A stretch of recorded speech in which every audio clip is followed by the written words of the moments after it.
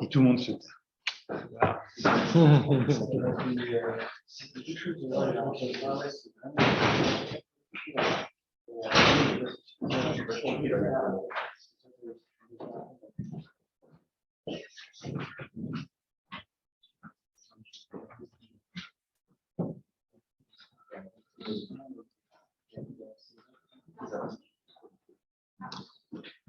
Bon, on va démarrer.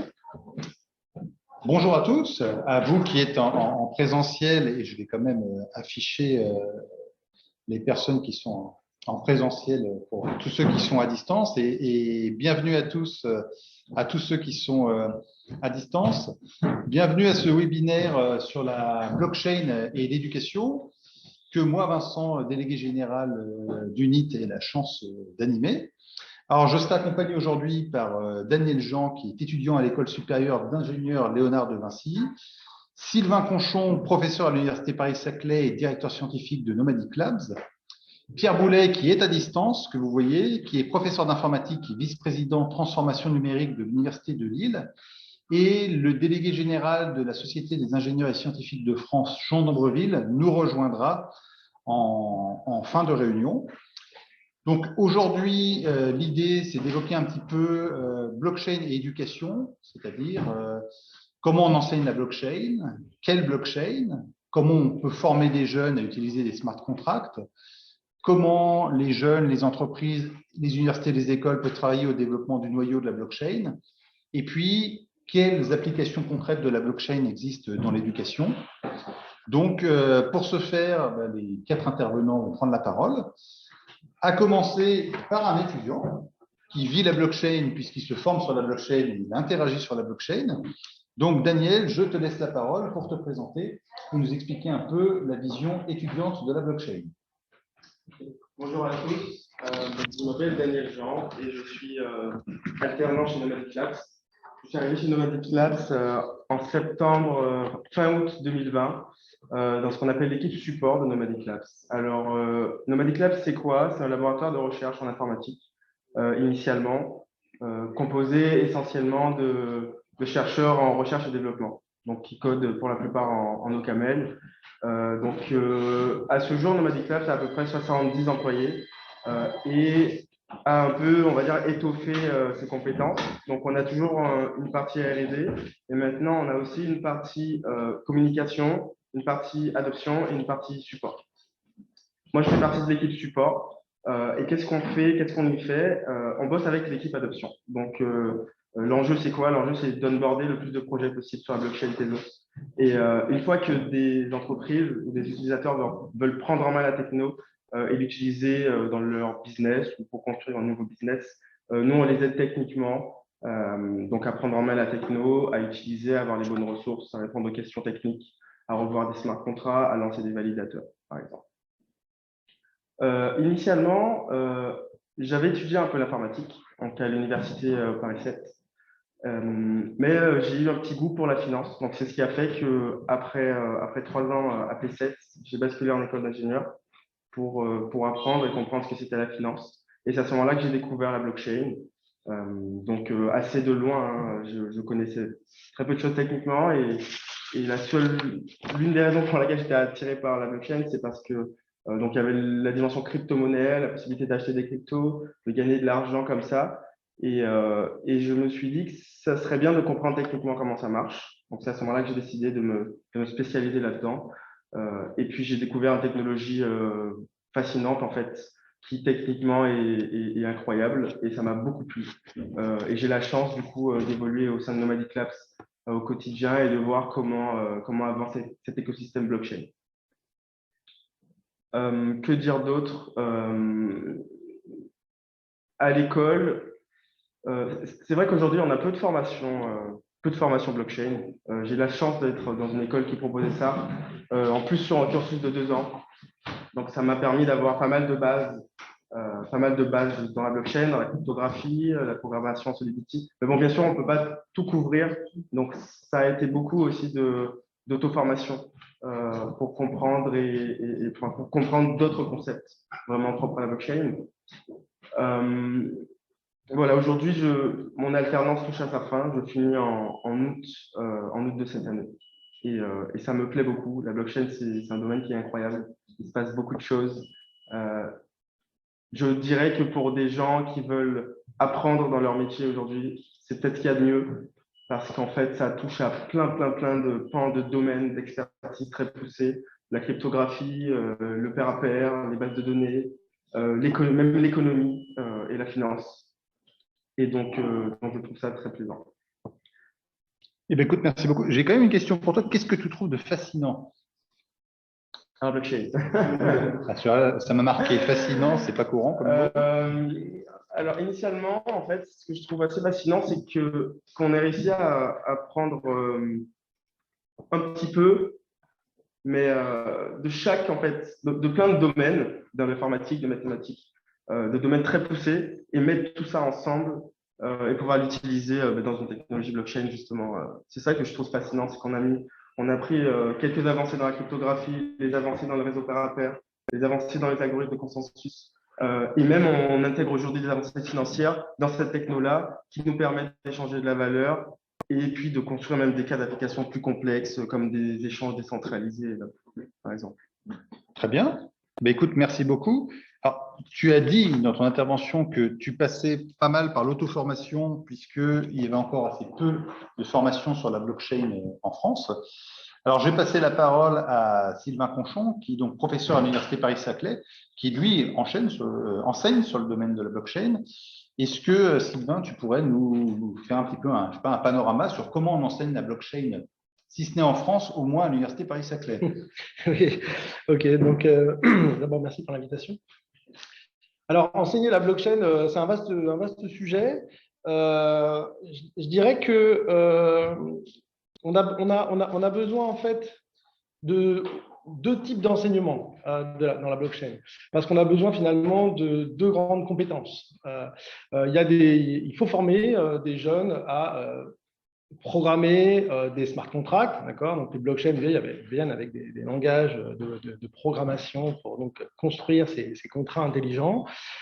Ça demande forcément une base de connaissances de la blockchain, mais après c'est maîtrise d'un langage de programmation dédié à la blockchain. Et comme c'est aussi des activités sur la blockchain souvent très sensibles, c'est-à-dire où finalement les contrats, une fois qu'ils sont déployés, on ne peut plus vraiment revenir en arrière, donc c'est des choses assez sensibles, ça veut dire que les gens doivent être formés à écrire, à avoir une bonne discipline de programmation, faire usage de toutes les bonnes méthodologies de génie logiciel, etc. Donc ça s'inscrit assez naturellement, je dirais, dans un cursus classique de génie logiciel, de programmation. Évidemment, là, la problématique, ça va être d'avoir accès facilement à une blockchain en cours. Donc, savoir déployer au sein d'une école, une université, des nœuds de la blockchain pour jouer avec, en local ou même donc une blockchain publique, etc. Et puis, d'autre côté, enseigner la blockchain, c'est aussi former des jeunes à des technos très pointus pour développer le cœur d'une blockchain. Et donc là, on va retrouver des domaines comme, donc Daniel en a parlé, il faut des compétences en réseau, en particulier réseau pair à pair, mais aussi dans l'algorithmique distribuée. On a sur un domaine de compétences qui n'est pas si commun que ça. Et donc, savoir programmer une formation concurrente, distribuée, etc. Donc, et ça, eh bien, c'est un autre type de formation aussi. D'accord. Donc, il nous faut vraiment ces doubles compétences et elles ne sont pas tout à fait équivalentes. Donc, je dirais que pour la partie, on va dire, smart contract, etc., eh bien, il faut, je pense, réussir à donner aux universités, aux écoles, des ressources pédagogiques qu'elles vont pouvoir utiliser. En fait, une des difficultés qu'on a avec la blockchain, c'est vrai, en fait, dès qu'on a sur des domaines assez high-tech, sur des choses qui arrivent très vite, c'est que voilà, on a des technologies qui arrivent très très vite là dans les écoles, dans les universités, et forcément les enseignants ne sont pas formés pour ça. C'est des technos qui n'existaient pas avant, et donc on trouve des ressources sur le web, des blogs, ça pourrait être même des MOOC ou que sais-je. Donc il y a plein de ressources disponibles, il y en a de plus en plus. Pour autant, toutes ces ressources-là, c'est pas évident qu'on arrive à les faire passer dans un cursus à l'université ou dans une école. C'est-à-dire, imaginez un cas concret, est-ce qu'un enseignant va dire, tiens, il y a un cours de blockchain cette année, en 3e année, par exemple, et bien vous allez suivre le MOOC qui est sur à cette adresse, ou vous allez lire tel ou tel blog, tel papier, etc. Évidemment que non, parce qu'un enseignement, c'est aussi une évaluation. Il faut donner du contenu, évaluer les étudiants, leur faire peut-être des projets, etc. Et donc, voilà, il y a construire des ressources pédagogiques et ensuite réussir à les monter auprès des enseignants dans les universités ou les écoles. Et ça, c'est un joli challenge. C'est un joli challenge qui n'est pas propre à la blockchain, encore une fois. Hein. Mais en tout cas, pour la blockchain, ce qui est assez spécifique, et je pense que, comme disait Daniel, c'est qu'il y a beaucoup de domaines. C'est-à-dire que si vous voulez faire un cours de blockchain, eh bien, il va falloir quand même avoir des bases en réseau, en programmation concurrente et distribuée, en algorithme distribué, ou en langage de programmation, etc. Donc, voilà. Donc, un beau challenge, c'est ça. C'est réussir à faire monter toutes ces ressources pédagogiques au sein d'une école, d'une université. Je n'ai pas de recette, hein, évidemment, hein, mais c'est vrai, quelle que soit la technologie, en général, voilà. Après, il y a un autre champ qui est important dans l'enseignement de la blockchain. Vous savez, par le passé, il y a eu des formations en France qui s'appellent MIAGE, méthode informatique appliquée à la gestion des entreprises. Qu'est-ce que c'est que la MIAGE? La MIAGE, c'est la rencontre d'informaticiens avec justement plein de métiers d'entreprise. En gros, on s'est rendu compte, c'est quand même pas mal d'années, que si on est informaticien et qu'on veut programmer dans une entreprise, eh bien, si on ne comprend rien à ce que nous raconte un comptable et qu'on doit faire un logiciel de comptabilité, c'est difficile. Et une fois qu'on a passé à la comptabilité, on peut aller voir les gens en ressources humaines, même problème, etc., etc. Et donc, dans cette formation MIAGE, qui s'est construite maintenant nationale en France, c'est une formation extraordinaire. Pourquoi? Parce qu'elle a permis de former des gens en informatique qui comprenaient la comptabilité analytique générale, qui comprenaient les ressources humaines, le management, etc. Maintenant, si on retranscrit ça à la blockchain, ben je crois que si on fait de la blockchain, il faut aussi se dire que les jeunes doivent aussi connaître probablement l'économie, la finance, parce que bon nombre évidemment, de finalités de la blockchain sont liées au monde de la finance, de l'économie. Et j'aurais tendance à dire que si vous êtes comme ça, un programmeur d'un smart contract, pour une blockchain quelle qu'elle soit, ou Tezos en particulier, et que vous avez à développer un smart contract de finance décentralisée, il est mieux de connaître un peu le monde de la finance. Et donc, ça veut dire que là, on est même plus que sur des ressources pédagogiques à fournir à l'école ou à l'université, on est à monter des formations dans lesquelles on va aller chercher des gens qui connaissent l'économie, la finance, et on va mettre tous ces gens-là ensemble pour faire des formations. Et c'est ce qui s'est passé avec la MIAGE, puisque, par exemple, vous avez classiquement des gens qui font de l'informatique avec des départements de gestion, de management. Et donc, il faut arriver à faire quelque chose d'équivalent en blockchain. Et comme disait Daniel, il est venu à la blockchain parce qu'au début, il s'intéressait à la finance. Voilà. Donc, il faut réussir à monter ces formations et réunir ces gens. Comprendre les problématiques des uns et des autres et bien sûr donner le maximum de matériel. Donc, chez Nomadic Labs, pour la blockchain Tezos, il y a tout un effort qui est fait à travers cette plateforme Open Tezos. Open Tezos, ça se veut dans un premier temps un endroit où vous avez plein de ressources techniques, parce que d'abord, il faut que les gens puissent aller se former à la blockchain, parce que pour qu'un enseignant donne des bons cours, il faut qu'il soit formé. Donc, c'est d'avoir des ressources pour se former techniquement à la blockchain. Ça ne se veut pas, Open Tezos, c'est encore de la ressource pédagogique, hein, c'est-à-dire que ce n'est pas à partir de là qu'on peut… il y a du travail quand même pour faire un cours, mais je dirais que l'objectif de Nomadic Labs et la blockchain Tezos en général, c'est de toute façon, on vient avec une technologie où on essaie aussi d'apporter le maximum de contenu pour que les gens puissent se former, que les étudiants puissent s'auto-former et qu'ensuite, on arrive à monter des cours, etc. Voilà. Il y a un effort de plein de côtés. Bon, je ne sais pas si j'ai vraiment répondu à la question. Moi j'en ai deux avant de laisser parler Pierre. Puis on prendra des questions à la fin de la présentation de chacun des intervenants. Hein. Donc rassurez-vous, n'hésitez pas si vous en avez dans le chat d'ailleurs. Donc, moi, de ce que je comprends, il y a aussi bien un besoin de formation des étudiants que des enseignants. Bien sûr. Et quand est-ce que ça commence? Parce que là, on est très axé enseignement supérieur, mais est-ce que ça veut dire qu'une sensibilisation doit commencer, j'en sais rien, dès le début du lycée ou Idéalement, faut que ça commence très tôt. Alors, je pense que ça doit faire partie au moins d'un bloc de connaissances, c'est-à-dire qu'est-ce que la blockchain. aussi démystifier un peu ce qu'est que la blockchain, la replacer aussi parce que malheureusement il y a trop d'idées encore un petit peu trop stéréotypées qui sont venues un peu évidemment du Bitcoin au départ, c'est-à-dire c'est que de la finance, alors que c'est pas du tout vrai, il y a des tas d'applications, je crois qu'on va en avoir un exemple tout à l'heure, il y a des tas d'applications autour de la blockchain qui ne sont pas uniquement liées à la finance. Il y a la blockchain, ça pollue. C'était vrai pour le Bitcoin, mais ce n'est pas non plus vrai pour d'autres blockchains, en particulier pour Tezos. Donc, il y a à faire passer déjà des idées importantes très tôt, effectivement, au lycée.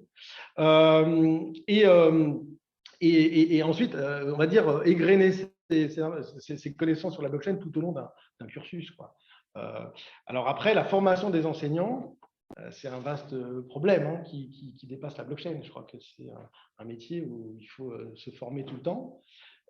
Et en informatique, encore plus qu'ailleurs, puisque l'informatique, je pense, d'aujourd'hui n'est pas l'informatique d'il y a 20 ans, et probablement ce ne sera pas l'informatique de dans 20 ans. Et pourtant, ce sera toujours les mêmes enseignants.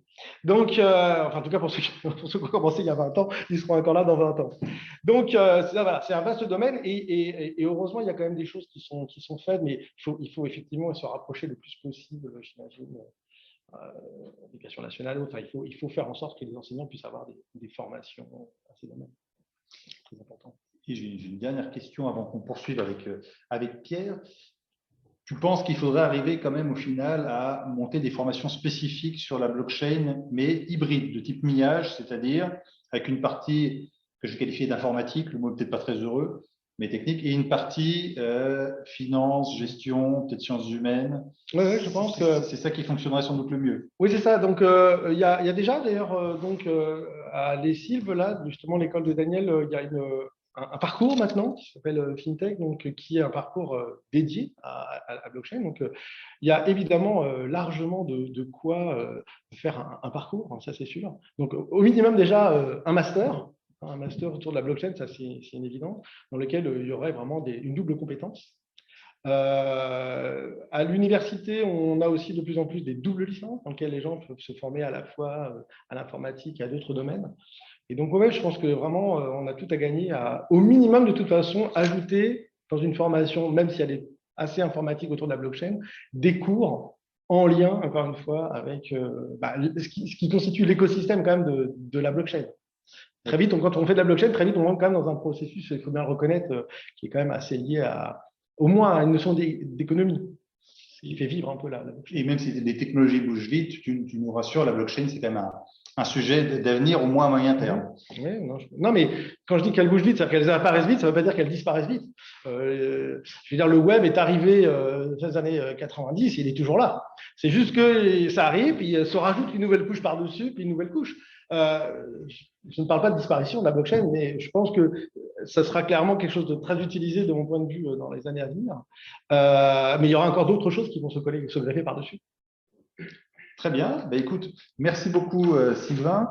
Alors, je vais désormais passer la parole à Pierre Boulet de l'Université de Lille qui est à distance. C'est l'utilité d'un webinaire. C'est comme ça, on peut avoir des intervenants de partout en France et même dans le monde. On se limite à la France. Donc, Pierre, toi, tu es très investi sur la blockchain à l'Université de Lille. Donc, je vais rester un peu sur les mêmes questions que celles qu'a abordées Sylvain, c'est-à-dire comment est enseignée la blockchain dans ton université, quelles sont les actions autour de la blockchain autour de ton université, et puis si tu pouvais aussi donner un peu ton avis sur ta vision sur court, moyen et peut-être un peu plus long terme sur les formations associées à la blockchain. Tu peux la parole. Ok, merci Vincent, merci à tous les auditeurs. Si j'ai la voix un peu cassée, c'est que j'ai attrapé le Covid, donc j'aurais dû être dans la salle avec vous. Alors, à Lille, comment on enseigne la blockchain? La blockchain à Lille, elle est enseignée dans deux filières. La filière informatique, et c'est dans mon cours que ça se fait, qui était un cours de... Alors, pour le coup, je vais reprendre la classification qu'a fait Sylvain tout à l'heure, le cœur de la blockchain, avec les algorithmes de consensus, l'algorithmique distribuée. C'est un court système distribué, donc c'est quelque part l'aboutissement, les algorithmes de consensus de 20 ou 30 ans de recherche en algorithmique distribuée. Donc, c'est d'excellents sujets pour ce genre de cours. Donc, moi, c'est par là que j'y suis arrivé. C'est le cours que j'enseigne depuis 25 ans. Donc, voilà, il y a 25 ans, on parlait même pas de consensus, ou presque pas. Hein, donc, encore moins de blockchain. Et puis l'autre cours, donc, quand des collègues du département de mathématiques qui est juste à côté ont entendu parler de cette technologie et de ces cours, ben, ils sont venus me voir pour me demander d'intervenir dans leur master de maths financière et actuariat, où j'enseigne un cours qui s'appelle crypto-monnaie. Alors, c'est un master sur 2 ans. Avant, ils ont des cours de cryptographie. Hein, donc, voilà, les bases mathématiques des blockchains sont enseignées avant. Et puis moi, j'attaque les technologies blockchain dans le cours de crypto-monnaie en master 2, où je fais intervenir différentes personnes. Donc, j'ai un collègue qui intervient sur les smart contracts, moi plutôt sur les algorithmes de consensus, et puis qu'est-ce que c'est qu'une crypto-monnaie. Et puis, un intervenant extérieur qui vient de la DIGIT, qui est la direction informatique de la Commission européenne, qui a fait des expérimentations sur une blockchain voilà, qui travaille au Luxembourg. C'est un voisin, donc. Donc voilà, les endroits où c'est enseigné aujourd'hui, mais dans le monde, je dirais, les technologies blockchain. Alors déjà, je ne dis pas la blockchain, parce qu'il y en a plein différentes. Donc, pour démystifier la blockchain, je dis les technologies blockchain qui sont très variées. Et donc, ces technologies, elles sont enseignées, on a vu, en informatique, en mathématiques, en finance et en économie, évidemment, mais aussi en droit. Il y a des écoles de droit, puisque les smart contracts posent des problèmes juridiques tout à fait intéressants pour des juristes. Donc, je soutiens tout à fait l'idée exposée par Sylvain de faire une formation interdisciplinaire qui mixte ces différentes thématiques, enfin, ces différents domaines scientifiques, hein, informatique, mathématiques, finance, économie, droit, pour pouvoir faire une formation complète sur les technologies blockchain. Maintenant, est-ce qu'une telle formation arrivera à attirer beaucoup d'étudiants et être viable? Ça, c'est une autre question qu'on peut se poser. Il ne peut pas y en avoir dans toutes les universités, je pense, aujourd'hui, mais qu'il y en ait 2, 3, 4 en France pourrait être viable, probablement. Maintenant, dans les étudiants que je vois passer, il y en a quand même relativement peu. C'est 1, 2, 3 par an qui continuent hein, dans ces technologies, en tout cas tout de suite. Après, dans leur évolution de carrière, pourquoi pas, ils peuvent revenir plus tard, mais qui se destinent dès la sortie de l'université à aller travailler dans des entreprises ou des centres de recherche qui s'intéressent au blockchain, il y en a quand même très peu pour l'instant, même s'il y a des besoins importants.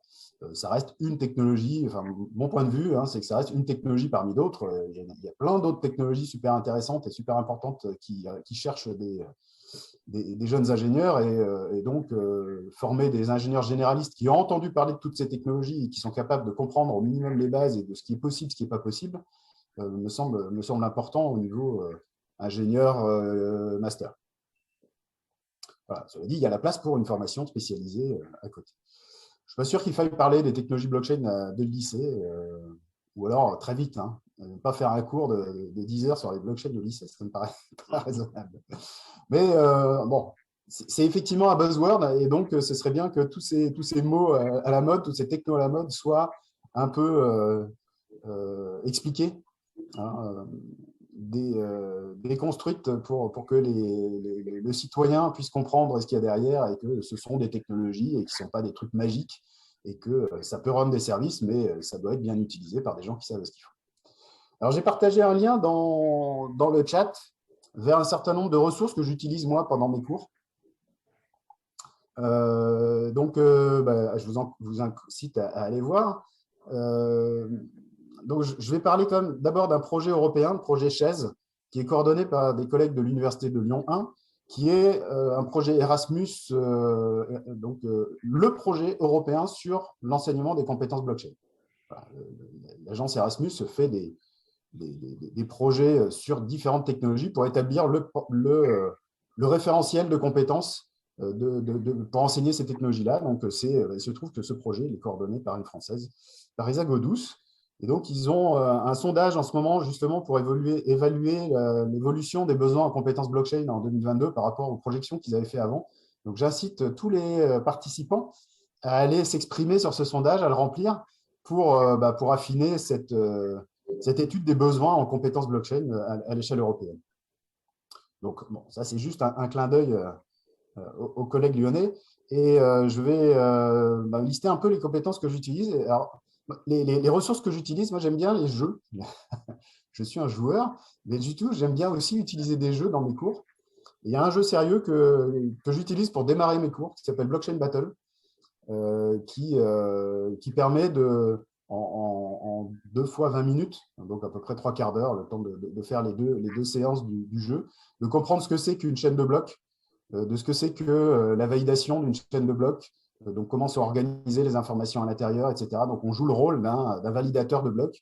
Et donc enfin, pas tous, mais une partie des problèmes sont introduits par ce jeu sérieux les uns après les autres d'une manière très, très progressive et ça plaît beaucoup à mes étudiants.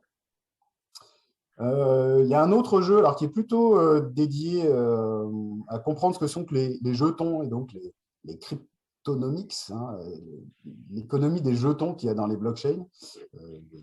Donc il y en a plein, hein, il y a des jetons qui sont des monnaies cryptographiques, mais il y a plein d'autres choses, et qui s'appelle Wallcrypt et qui n'est pas encore sorti, mais que j'ai pu tester. C'est un jeu de cartes. Et c'est un jeu de cartes où il y a ces jetons, et puis il y a des événements qui arrivent qui permettent de gagner ou de perdre des jetons. Donc, ça permet de se familiariser avec les concepts des technologies blockchain.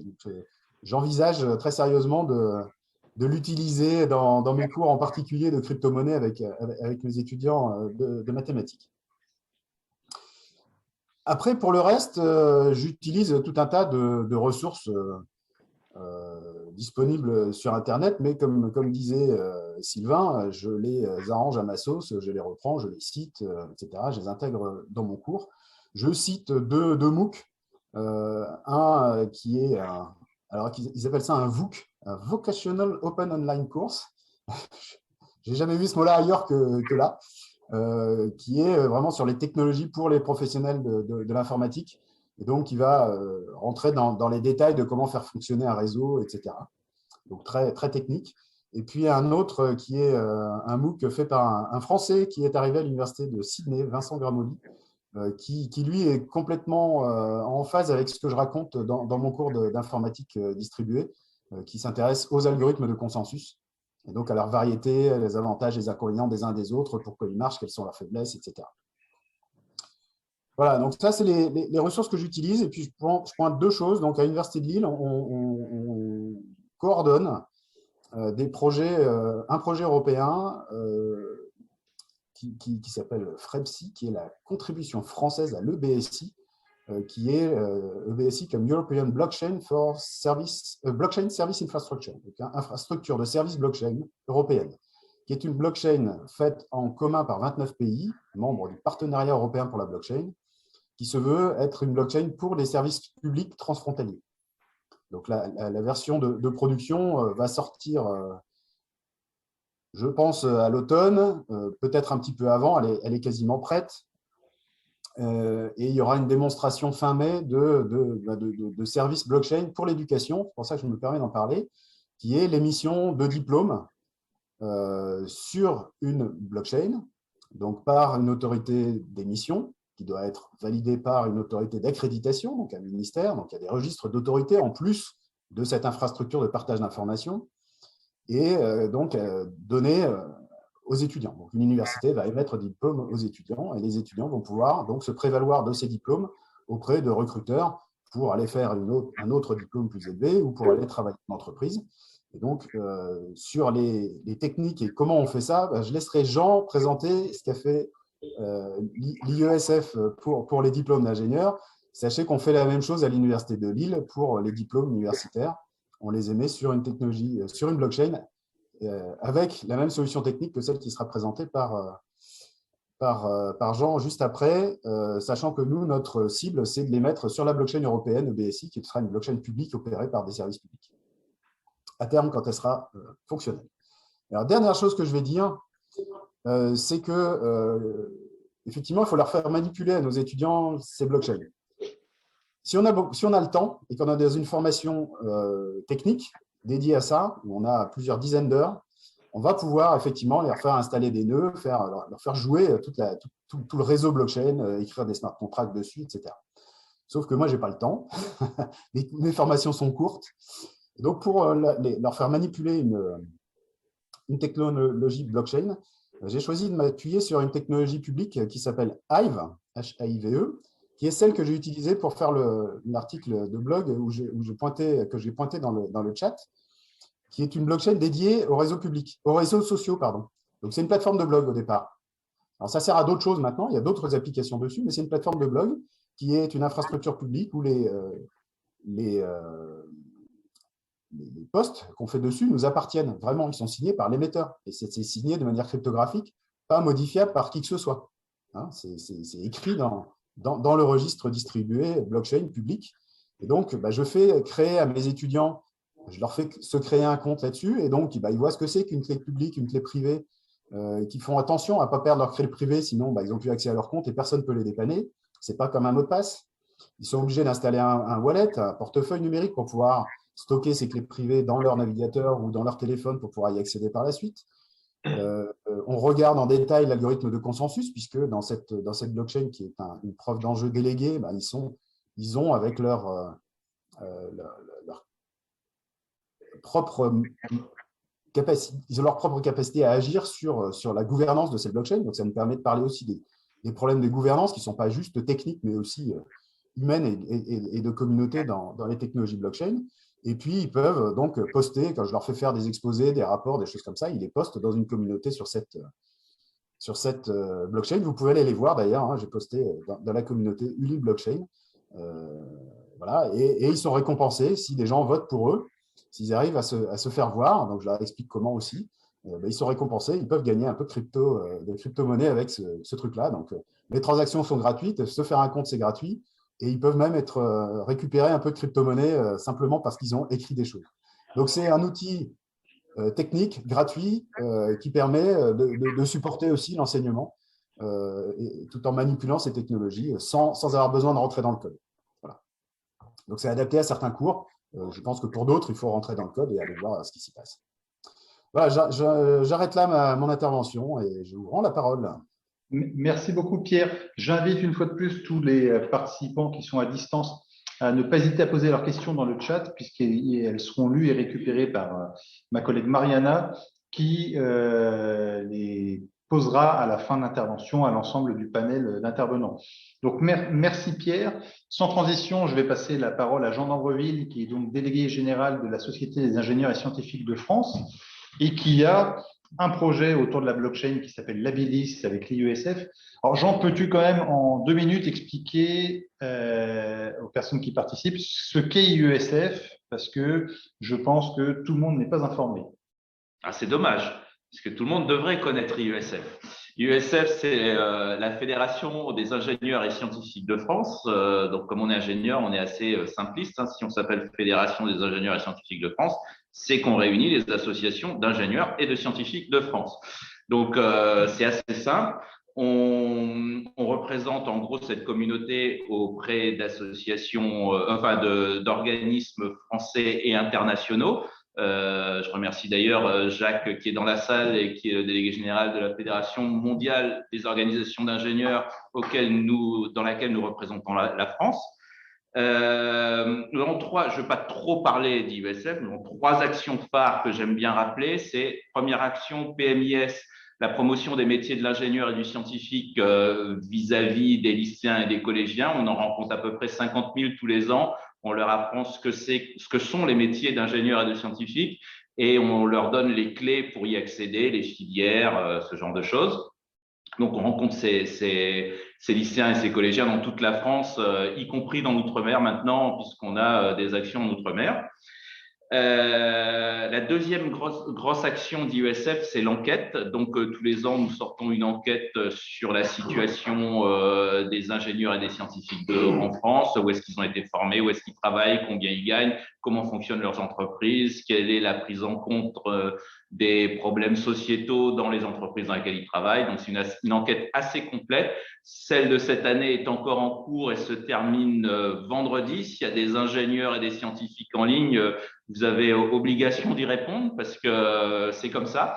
C'est enquête.iesf.fr. vous tombez dessus, vous avez le lien pour répondre. Ça se termine ce vendredi.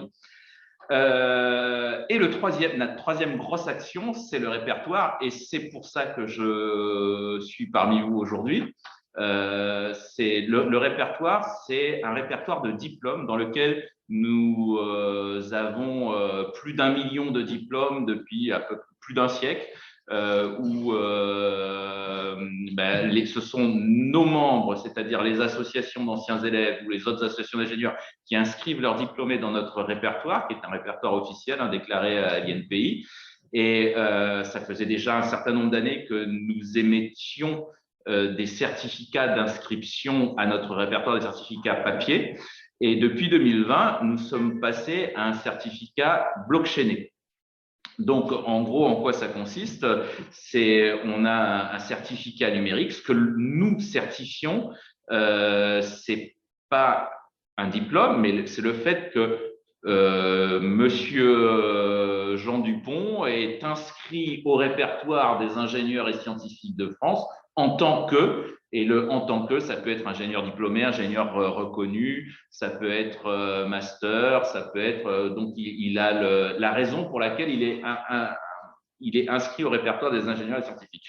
Contrairement à ce que tu disais, Vincent, ce n'est pas un projet, puisque ça tourne déjà, donc c'est une réalité. Ça tourne, on en a sorti 30 000 déjà des certificats. À quoi ça sert ce certificat? Ça sert, au départ, l'usage qui paraît évident, c'est d'authentifier les profils sur les réseaux sociaux, parce que évidemment, quand vous avez votre profil LinkedIn et que vous avez un certificat numérique de votre diplôme, ça permet d'avoir les moins de profils LinkedIn un peu frelatés, je dirais ça comme ça. Donc ça, c'est l'usage le plus évident. Mais il y a d'autres usages qui sont aussi intéressants.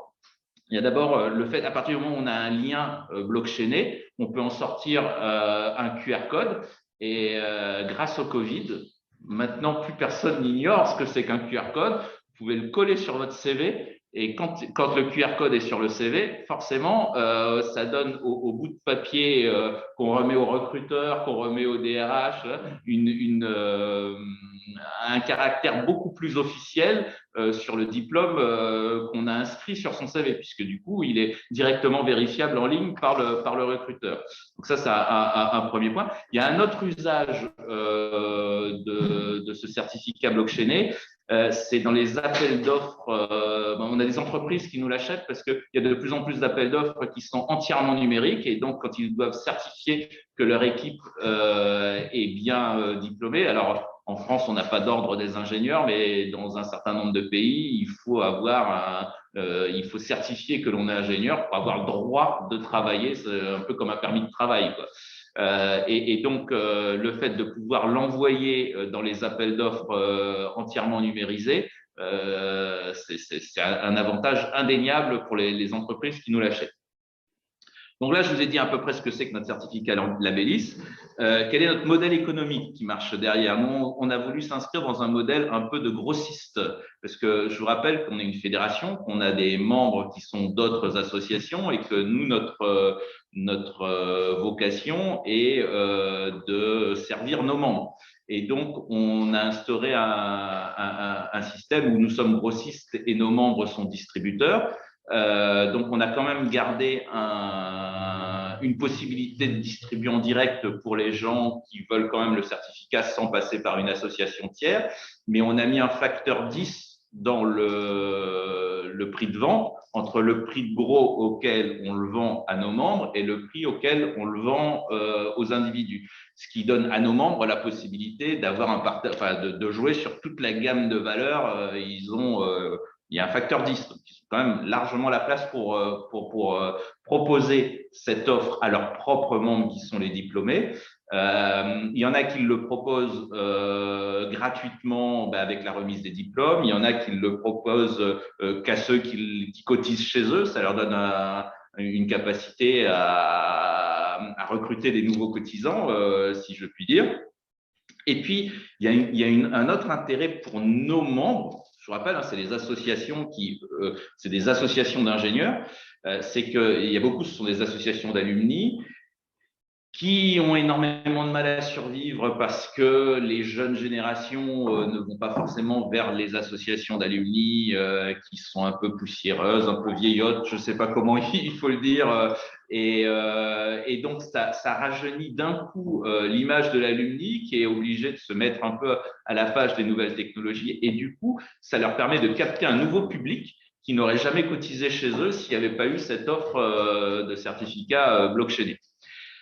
Euh, voilà, donc là, je vous ai parlé du modèle économique. Hein, je répondrai à des questions après s'il y en a qui viennent dans la salle ou en ligne. Je vais juste vous dire un petit mot des développements à venir. Hein, on a deux types de développement qu'on a prévus parce que nous, on est déjà dans l'évolution de la blockchain, si je puis dire. On n'est pas dans l'étape de projet, mais on est à l'étape 2, nous, de la réalité. Marqué, ça, hein. Ah oui, projet, ça restait là. On est déjà dans l'étape 2. Alors, on a des évolutions fonctionnelles qui sont prévues, c'est-à-dire d'étendre cette certification non seulement aux diplômes, mais aussi aux certifications. C'est-à-dire, on peut être ingénieur en informatique et certifié sur l'intelligence artificielle par le SNIPF, c'est le Syndicat national des ingénieurs professionnels de France. La certification, c'est quelque chose en plus qui donne un degré d'expertise, si je puis dire. Voilà. Donc, on compte l'étendre aux certifications. Et ça, c'est un projet c'est un projet qui, j'espère, va sortir en 2022.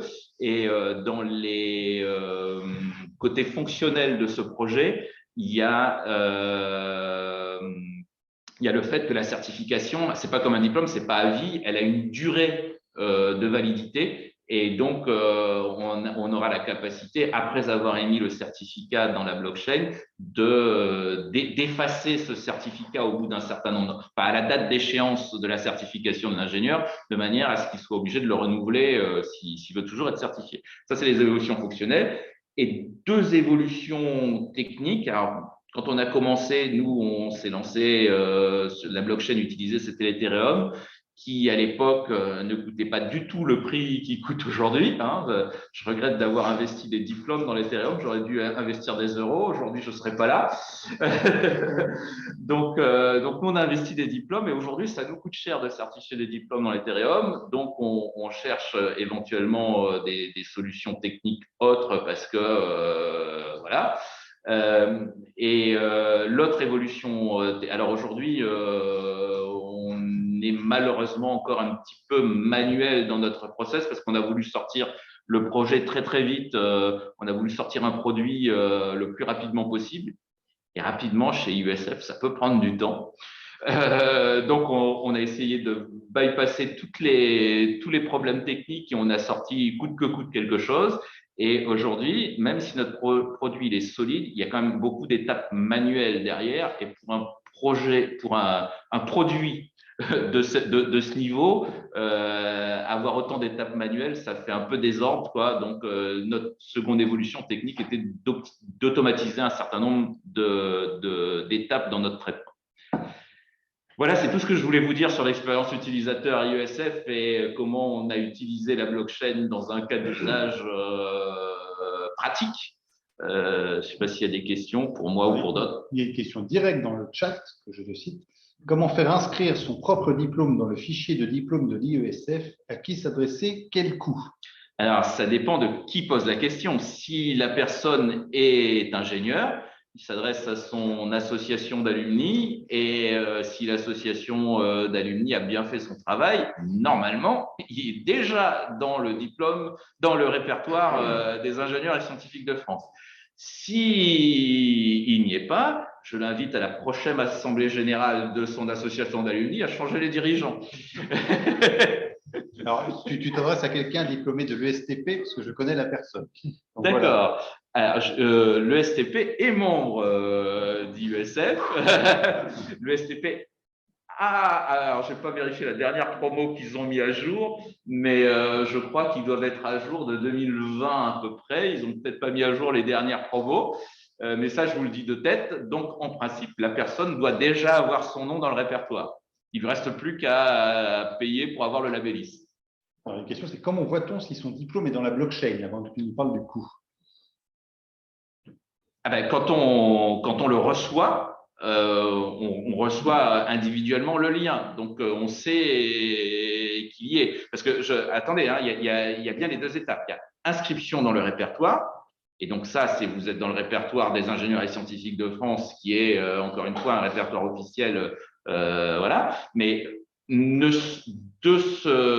cette inscription, ce que l'on certifie dans la blockchain, c'est le fait que la personne est bien inscrite dans le répertoire. Donc, après, on peut être au répertoire et ne pas avoir son certificat labelliste. Le certificat labelliste, c'est une étape en plus où il faut justement le demander. Et c'est là où on le reçoit et donc on le sait qu'on l'a eu puisqu'on l'a reçu. Et quel coût? Eh bien, quel coût? Comme je l'ai dit, nous, on est grossiste. Donc, on le vend à l'unité à 120 €. Mais comme je vous ai dit tout à l'heure, il y a un facteur 10 au prix à laquelle votre association d'alumni peut l'acheter. Donc, je vous invite à aller les voir pour voir à quel prix eux, ils la vendent. Très bien, ça répond à la question. Avant de prendre les questions de la salle, moi j'ai une question pour l'ensemble de nos panélistes. J'ai quand même beaucoup entendu parler d'entreprises, de besoins de compétences des enseignants. Est-ce que la blockchain n'est pas un bon sujet pour des partenariats publics-privés, peut-être de formation à monter en partenariat avec les universités, les grandes écoles, des entreprises? Bon, évidemment, on a Nomadic Labs qui est représenté ici aujourd'hui, mais est-ce que ce n'est pas un modèle à travailler pour que la formation ait un côté aussi très professionnalisant? J'ai aussi vu que Daniel est apprenti, donc il est dans l'entreprise. Est-ce que ça vous semble être une voie à suivre pour enseigner la blockchain? Oui, en fait, assez classiquement, en fait, justement, en master, principalement, quand on a des domaines assez pointus, assez nouveaux, on a souvent tendance à faire appel à des intervenants extérieurs. C'est un modèle assez classique, que ce soit dans l'école d'ingénieur ou à l'université, parce que justement, on n'a pas encore les compétences pour enseigner tel ou tel domaine. Donc, on recherche, et c'est pas si simple, en fait, justement à faire la connexion, mais plus elle se fait, mieux c'est. On recherche des intervenants du monde industriel. Alors évidemment, il y a toujours cette difficulté, donc on en trouve, bien sûr, mais après, il faut que ça s'installe dans la durée, ce qui est un petit peu plus compliqué, c'est-à-dire qu'il y a des gens qui sont d'accord pour venir des fois une année, une deuxième année, c'est un petit peu compliqué, parce que enseigner, ça prend du temps, et c'est aussi évaluer les étudiants, c'est-à-dire il ne suffit pas juste de venir faire un cours, etc., mais après, il faut donner une note, donc ça veut dire qu'il faut monter des examens qui ne sont pas les mêmes que l'année d'avant, parce que sinon, ça se passe assez vite, il faut remonter les projets, donc il faut corriger les projets, bref, donc c'est un vrai travail, une vraie implication, et donc il faut que les gens aient de la disponibilité dans l'entreprise, et puis donc que ça s'installe dans la durée. Mais c'est indiscutable qu'une façon de faire bien passer comme ça de nouvelles technos au niveau académique, c'est de faire appel à ces partenariats. Ça, c'est sûr. Quelle que soit la forme qu'ils prennent, mais il faudrait idéalement que ça s'installe même vraiment dans la durée. Très bien. Ouais. Pierre, as-tu une réaction? Oui, vas-y.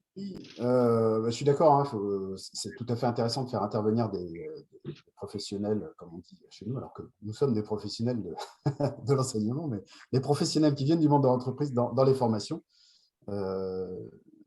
Cela dit, monter une formation en partenariat avec une entreprise, ça, c'est un peu plus problématique, d'indépendance de l'université ou de l'école qui monte ça. Parce qu'en plus, ces technologies, elles sont très variables. Enfin, il y en a plein différentes. Et donc, former les étudiants à une seule technologie blockchain, c'est peut-être limitatif aussi sur le plan formation, proprement dit. Donc là, on est par contre assez frileux, nous, en général, à monter des partenariats avec une entreprise particulière pour monter une formation.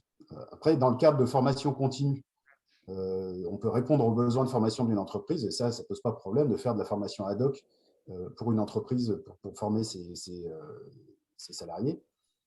Mais une formation initiale, en général, reste indépendante de toute entreprise, tout en faisant intervenir des gens d'entreprises variées dans sa formation. Très bien. Merci Pierre. Je vais demander à la salle s'il y a des questions. Actuellement, est-ce que ça vous envie de vous rappeler, parce que le micro est là, de vous rapprocher, oui, pour que tout le monde entende bien à distance votre question. Oui, on va l'entendre, il parle fort, Christophe. Bonjour, Christophe Dubonien. Oui, une question à Jean d'Ambreville. Quel est l'ordre de grandeur parmi toutes les associations que nous avons qui sont dans l'IESF, l'école d'ingénieurs, qui commencent à adhérer, qui prend le système que tu viens de décrire? C'est une question piège parce que je ne sais pas quelles sont les associations qui ont commandé individuellement des diplômes en plus.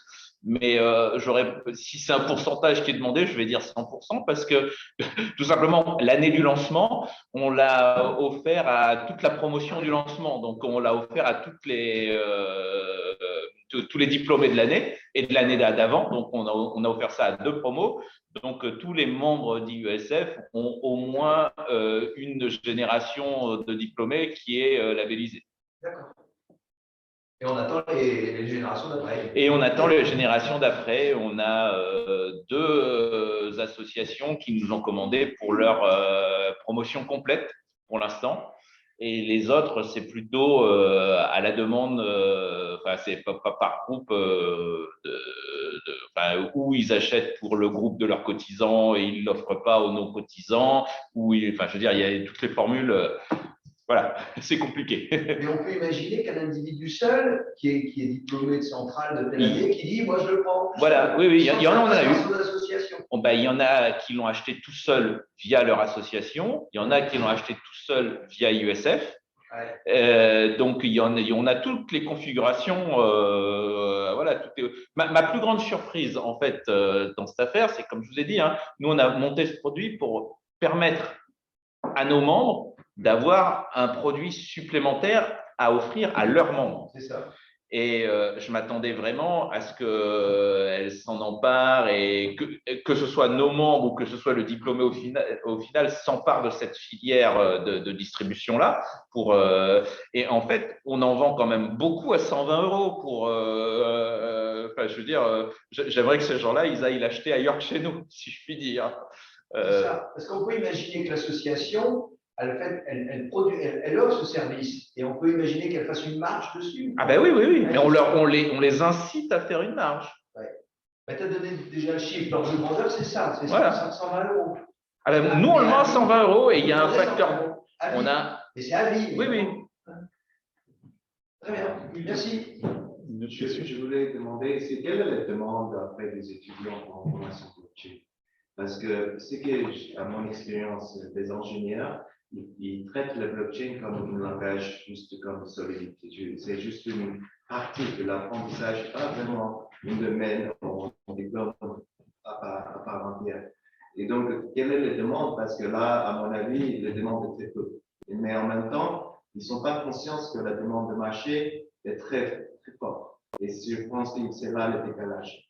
De communiquer auprès des étudiants qu'il y a les demandes, mais cette demande n'est pas encore communiquée, surtout par les écoles d'ingénieurs. Parce que l'école d'ingénieurs, me semble, ils vont rester dans leur propre, ils défendent leur propre espace, ils ne vont pas vraiment collaborer peut-être avec quelque chose qui est unique. Mais ça, c'est juste à mon expérience. Je ne sais pas si Pierre voulait répondre d'abord ou pas. Non, je pense que d'accord. Il a entendu la question. Alors, la demande des étudiants, donc moi, ce que je vois à Paris-Saclay, c'est qu'en fait, les étudiants sont intéressés en fait par la technologie déjà. C'est-à-dire que moi, par exemple, dans le cours de blockchain que je fais, je leur fais programmer un mini Bitcoin, donc un noyau complet avec voilà, donc vraiment des couches bas niveau distribuées et voilà, un algorithme de consensus, etc. Donc, et ils aiment beaucoup, d'accord, ils aiment la technologie. Mais je suis d'accord que je pense qu'ils ne sont pas vraiment au courant de ce qu'il y a derrière, des opportunités qu'il peut y avoir derrière comme travail. Voilà, exactement. Donc, mais indiscutablement, c'est au début un cours que j'ai ouvert pour une promo particulière et qu'on m'a demandé d'ouvrir dans une autre promo, puis encore une autre promo. Et comme ça, en fait, beaucoup de gens veulent savoir parce qu'il y a très, très peu de… Finalement, ils entendent tous parler de ce que c'est que Bitcoin, crypto-monnaie, etc. Mais ils ne savent absolument pas comment ça fonctionne. Et donc, ils sont toujours très intéressés par la technologie. Mais je suis d'accord qu'il y a un gros progrès à faire sur… voilà, tout ce qu'il pourrait y avoir derrière. Donc, je ne sais pas, à travers des forums, métiers, ou je ne sais pas, mais enfin, en tout cas, il y a indiscutablement ça. Et du coup, comme ils ne connaissent pas la technologie, ils n'ont aucune idée des compétences qu'il faut pour travailler dans cette technologie. Voilà. Donc, et c'est pour ça que, voilà, par exemple, ils n'ont pas conscience du fait que voilà, ces smart contracts, quand ils sont déployés, comme on dit souvent, code is law, c'est-à-dire que le smart contract, une fois qu'il est déployé, on ne peut plus faire grand-chose. Enfin, il y a des technologies pour éventuellement modifier le smart contract, mais c'est un petit peu plus compliqué. Ce que je veux dire par là, c'est qu'ils sont face à une technologie, par exemple, où la programmation est extrêmement sensible. Si on a fait des erreurs dans le smart contract, ça peut avoir des répercussions très lourdes. Et en fait, ils sont rarement face à ce genre de problématiques. Vous voyez, je ne dis pas que dans les autres secteurs, quand on programme, c'est grave. Enfin, c'est pas grave si on programme et qu'il y a des bugs, c'est pas ça. Mais il y a toujours la possibilité de revenir en arrière. Des nouvelles versions, on débug, etc. Là, ils sont sur une technologie justement où, attention, c'est comme s'il n'y avait pas droit à l'erreur. Et du coup, tout d'un coup, les étudiants, quand ils sont face à des smart contracts à programmer, on a dit attention, hein, une fois que c'est dedans, on n'y touche plus. C'est un peu comme si vous leur dites voilà, une fois que c'est dedans, vous êtes d'accord, on n'en touche plus, on ne fait plus rien. Et maintenant, je mets une note en fonction de ce que vous avez écrit. Là, tout d'un coup, qu'est-ce qui se passe? Technologie un peu risquée, etc. Donc c'est bien parce que ça force une vraie discipline de programmation, faire des tests, etc. Donc, franchement, ils sont très intéressés par cette technologie. C'est juste, effectivement, il y a un travail derrière. Il y a un besoin d'évangélisation. Oui, et alors, tout à l'heure, je comprenais la remarque de Pierre sur le fait qu'effectivement, on ne va pas effectivement parler trop de blockchain au lycée. Mais il y a quand même toujours quelque chose qui m'a paru important. À une tranche d'âge, les jeunes qui sortent de terminale, il y en a plein qui vont faire des tas de choses qui ne seront pas d'informatique ni de financière. Et ils vont vivre dans un monde, tous ces gens, on parle d'histoire, français, n'importe quoi, des études comme ça, ils vont vivre dans un monde où on leur parlera de Bitcoin, de crypto-monnaie, et ils ne sauront jamais ce que c'est. Et ça, il faudrait être très tôt. Je ne dis pas que c'est d'être trop d'heures, mais on ne peut pas faire l'impasse sur ça. Je pense que pour le lycée, c'est… Je réagis. Oui, s'il te plaît. Mon expérience, effectivement, non, mais je suis d'accord, la culture numérique en général, c'est super important et il faut en parler à tout le monde dès le lycée, voire même avant. Cela dit, moi, j'interviens en maths financière, donc en Master 2 maths financière, et la première question que j'aborde, c'est qu'est-ce que c'est qu'une monnaie? Et ben, ces gamins-là qui sont en maths financière, en Master 2, ils ne savent pas ce que c'est qu'une monnaie. Alors, de là, une crypto-monnaie, donc ils utilisent des euros tous les jours. Ils ne savent pas ce que c'est qu'une monnaie. Ils ne savent pas les trois fonctions de la monnaie, à quoi ça sert, machin. Donc il y a du chemin à faire. Il y a du chemin à faire. En seconde, je crois que dans le socle commun des connaissances, avec ces secondes qui ont été réunies de techno et général aujourd'hui, un socle commun de connaissances dans lequel il y a, je crois, une UE, enfin, il y a une matière de sciences économiques et sociales, enfin, il y a une introduction à ça. Peut-être le prof dans ces domaines pourrait dire quelques mots sur ça. Et je pense pour le lycée, c'est le concept de décentralisation qui est super important. Il y a la crypto-monnaie, mais ici, il y a l'usage de vote. Donc, créer un DAO, par exemple. Qu'est-ce que c'est? Ça veut dire DAO. Et en ce moment, on n'a pas le protocole n'a pas beaucoup de.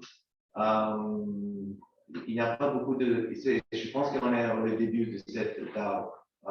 Mais dès que le concept de DAO et le software de DAO commence à être plus développé, je pense que c'est là que les étudiants ils vont commencer à vraiment apprécier la valeur. Parce que là, je peux voter avec mon téléphone mobile, tu sais, et là, c'est sécurisé. Et là, comment créer. Là, je pense qu'il y a un vrai travail à faire dans le lycée. C'est pas juste, il y a le côté crypto-monnaie, bien sûr, mais il y a le côté de la démocratie, en fait. La démocratie qui avait vraiment mise en place. Et c'est vraiment pratique. Et comment créer les applications de DAO et l'association. Et je pense qu'il y a un énorme travail à faire dans ces parties d'éducation l'importance de décentralisation. Sur l'intérêt des étudiants à choisir des cursus blockchain, moi j'aimerais bien aussi avoir l'avis de notre étudiant qui a choisi les blockchains. Ok. Alors, à mon école, je dis peut-être une bêtise, mais je pense que la filière blockchain. Alors, moi, j'ai fait partie de la première filière blockchain à proprement parler, même si elle existait en tant que mineur avec d'autres spécialités les années d'avant. C'est vrai qu'on n'était pas beaucoup. On n'était pas beaucoup parce que c'est un domaine jeune.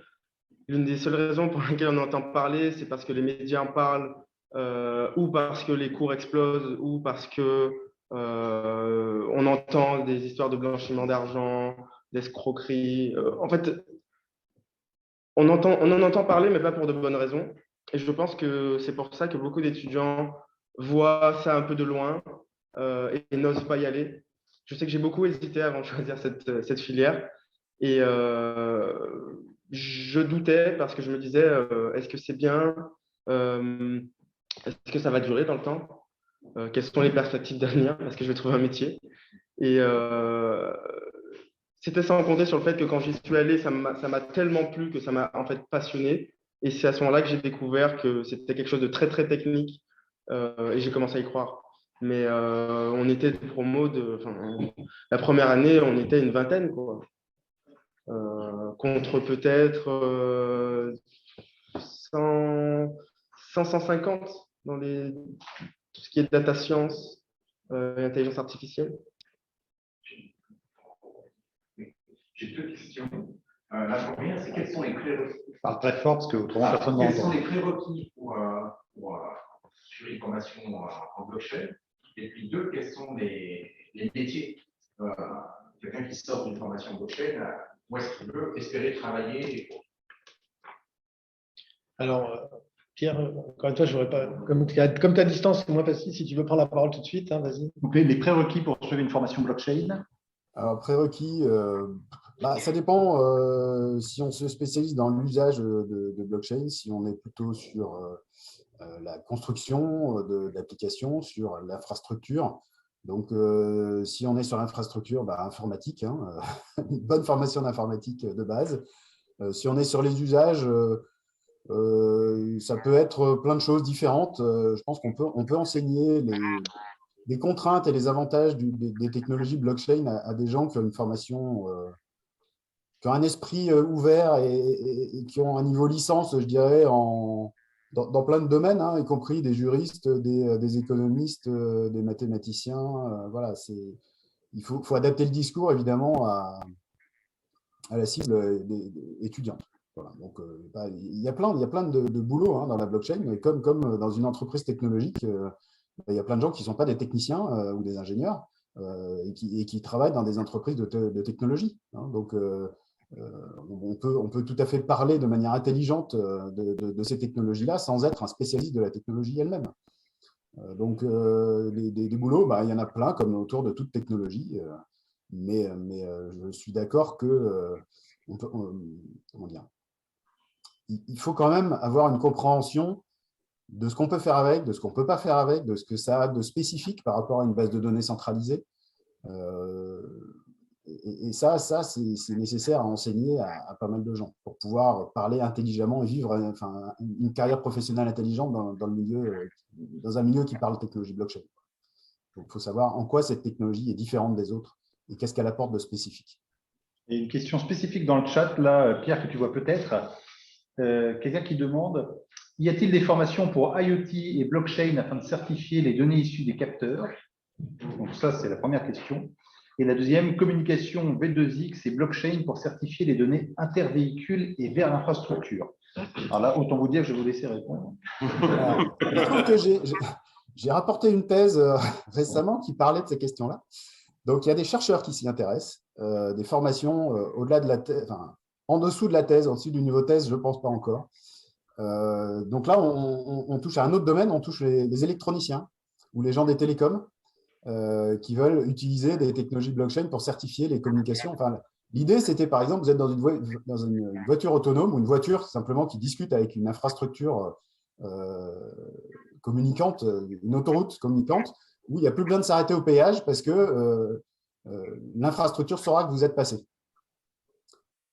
Vous communiquez avec l'infrastructure, voilà, la voiture est identifiée, etc. On peut aussi communiquer entre les véhicules pour prévenir d'un accident qui est devant, etc. Donc, tout ça, c'est des super beaux projets, sauf que il faut apporter de la confiance dans ces échanges-là parce qu'il y a une relation commerciale entre le conducteur de la voiture, l'infrastructure qui fait payer le péage, l'État qui va certifier tout ça, etc. Donc, il y a besoin d'une infrastructure de confiance pour authentifier les usages. Alors, authentifier, horodater les usages et faciliter donc le transfert d'informations en confiance. Pour ça, les technologies de blockchain répondent à ce besoin-là. Le problème aujourd'hui, c'est qu'elles ne répondent pas au volume de besoins correspondant à ce genre d'usage. Ça demande, enfin, tous les cas d'usage IoT autour des technologies blockchain demandent des volumes de transactions, des rapidités de transactions qui sont très difficilement supportés aujourd'hui par les technologies blockchain. Donc, il y a encore besoin, je pense, de pas mal de recherche et de développement pour aboutir à ces sujets-là. Donc, ce n'est pas encore mûr, à mon avis. Donc, il n'y a pas de formation encore dessus. On va prendre une dernière question avant de conclure le webinaire. J'ai une petite question pour Daniel. Tout à l'heure, tu as dit que tu avais une partie finalement de ce que tu connais aujourd'hui que tu avais appris en autodidacte. On n'a pas enseigné dans la formation. Quelle proportion ça représente par rapport à tes connaissances aujourd'hui après? Et qu'est-ce que c'est justement? Qu'est-ce qui t'a manqué? Est-ce que tu peux avoir un regard critique sur ta formation justement? Ok. Alors, du fait que ce soit une formation jeune, on nous enseigne ce qui est le plus connu, du coup. Donc, Bitcoin, Ethereum. Et moi, je bosse sur Tezos actuellement. Donc, tout ce qui concerne Tezos, j'ai commencé à l'apprendre seul et j'ai continué à l'apprendre avec Nomadic Labs en travaillant. Au niveau des connaissances blockchain, je dirais que j'ai appris 35-40 à l'école, entre 35 et 40% à l'école, c'est ça. Et le reste ou en entreprise ou seul. Voilà. Parce qu'il y a quand même beaucoup de ressources sur Internet et ça, c'est vraiment génial. On peut apprendre sur vraiment plein de choses. Il y a beaucoup de papiers de recherche, beaucoup de tutoriels, de la documentation pour prendre en main les langages de smart contracts, comprendre comment fonctionnent les blockchains, les algorithmes de consensus, comment fonctionne la validation. Tout ça, on a la chance aujourd'hui que ce soit open source en fait et très bien documenté parce que du coup, étant donné que ce sont des technologies pour lesquelles des ingénieurs partout dans le monde collaborent, si ce n'est pas très bien documenté, on n'arrive pas à se mettre d'accord et à bosser ensemble. Et ça, c'est un vrai avantage, je trouve. Très bien, et ce sera le mot de la fin. Daniel a débuté, il conclut, c'est parfait. Merci à tous les panélistes d'avoir participé à ce webinaire. Merci à Nomadic Labs et à l'IESF de nous accueillir et de l'organiser avec nous. Je vous informe que nous avons une perspective peut-être de relancer 2 futurs webinaires sur la même thématique, mais sur d'autres sujets. Donc voilà, ça va être discuté avec les panélistes et puis les partenaires d'UNIT. Merci à tous les participants en présentiel, merci à tous les participants à distance. Ce webinaire a été enregistré et sera repoussé en ligne sur diverses plateformes. Nous vous informerons. Encore merci à tous, bonne journée et à très bientôt pour ce passionnant sujet de la blockchain. Au revoir. Au revoir.